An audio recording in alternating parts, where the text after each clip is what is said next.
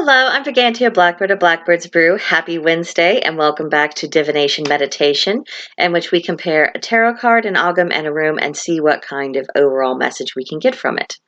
Let's dive right in. For our tarot card, we have the Nine of Pentacles. And the keywords on this card are reward, security, success, and accomplishments.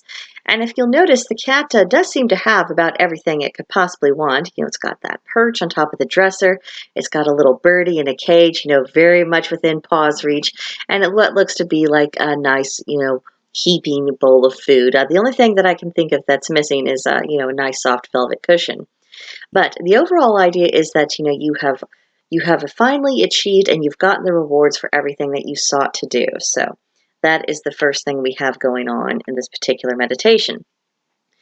Next, we have our ogam, which is on, which correlates with gorse, and it's about wisdom collated and life changes. It's about having garnered enough experience and having digested that experience, and that you understand what it means. You've been able to put it into perspective. You have a sense of proportion.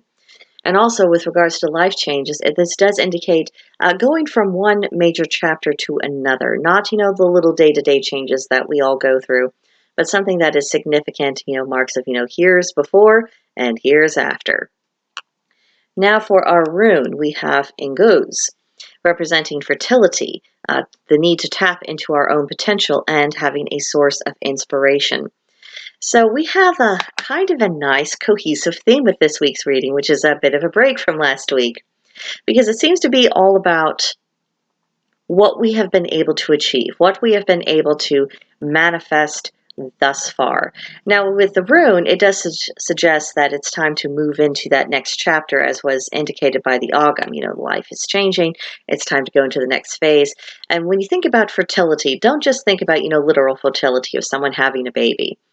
Think about the fertility of the imagination, the fertility of your vision, of being able to create something new. This does go along with the idea of tapping up into potential. Because even if we're not the most creatively inclined person, we still do have the capacity to make things.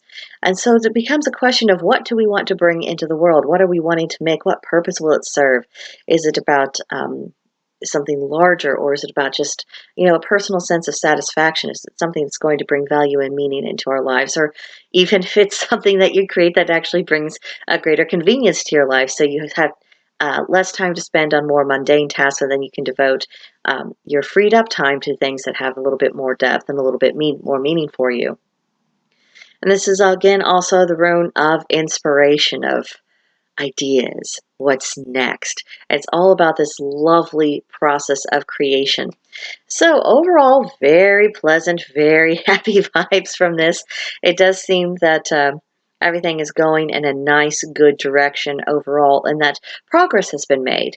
You've made some progress, you've got the rewards of that progress, and now you do get to enjoy it, but then it's now start imagining again. Allow this to change you. Allow this to move you forward into another significant phase of your life. And I think that's important because perhaps for too long, I don't know, if it seems like we've had nothing but upheaval for the past couple of years, and at the same time as that upheaval, intense personal sense of stagnation, of there's all this stuff going on, and we're all just kind of stuck dealing with it as it goes on around us without being able to affect it as much as what perhaps we might wish to. So it seems like we are leaving that behind, or at least leaving the sense of powerlessness or I can't do anything behind. And changing our minds about that is the first step towards reclaiming our own personal agencies. And I think this is an encouragement to do that, of saying, things are going to happen around you the way they're going to happen. Focus on what you're doing, what you are creating, what you are bringing into the world that's actually useful and good.